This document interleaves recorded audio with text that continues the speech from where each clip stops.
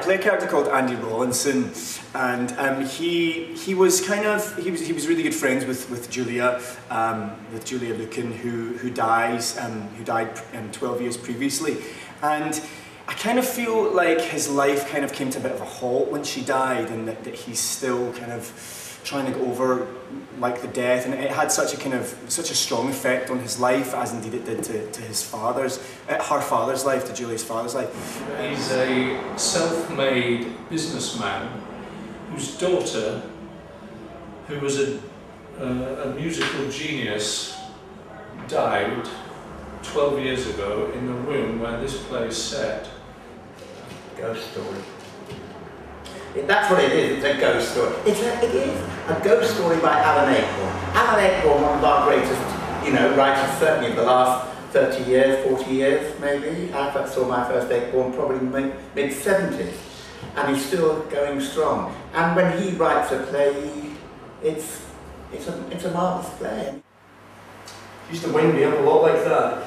He's incredibly, I don't know, inexperienced, gullible.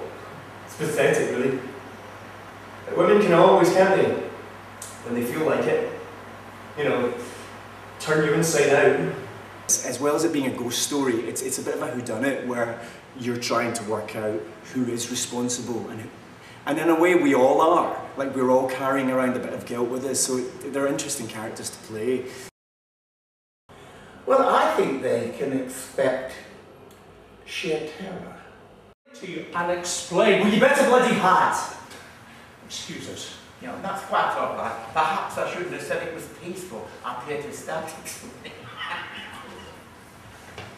I need you here, Andy, because you're part of this. Even if you don't believe in what I'm doing, even if you think I'm completely balmy, and I know you do, you still have to be here, so bear with me, please. And just what is it you are doing, Joe, precisely?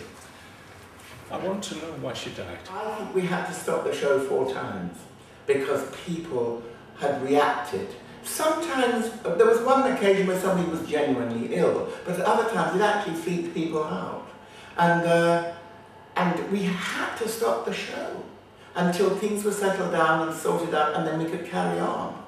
And that was very extraordinary because we felt, well, Julia really is here, isn't she? But the characters are really interesting and really quite complex, and are carrying around all this guilt and all this stuff that they're trying to move beyond, and throughout the course of the play they somehow manage to do that. I mean, everybody thinks actors are the doddle of a life. Well, it is so. It is true. It is a doddle. This is no brain power, there's not much going on. The lines are there, you just say them, and the audience interpret them as they would wish.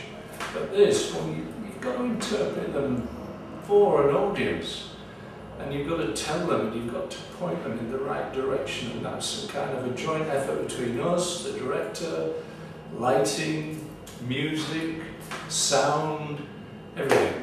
It's fantastic doing theatre because you go on there, you work really hard all night. If it goes well, you see the reaction. Whereas when you do television, you do it, you forget about it, and a year later or maybe 18 months later it comes on, and you don't really feel like you had very much to do with it. So it's fantastic doing theatre because you instantly get to see people's reaction.